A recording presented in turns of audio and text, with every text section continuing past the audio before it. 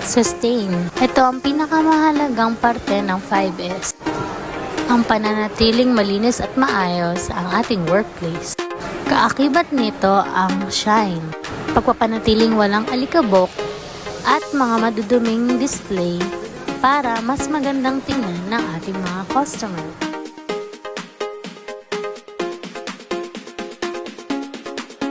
Pananatiling maayos, malinis at nasa tamang lugar ang mga gamit upang mas madali at hindi nakakasagabal ito.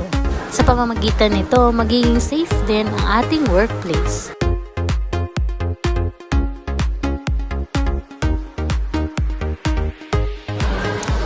Sorting.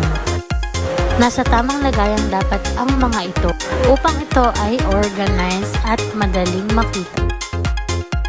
Lagyan ito ng tamang label upang madaling mahanap ang bawat produkto. Dapat din natin i-maintain ang maayos na kondisyon ng ating mga machine upang tuloy-tuloy ang pagbigay ng isang kalidad na mga produkto. Ugaling i-check at i-report kung sakaling mang mayroong problema.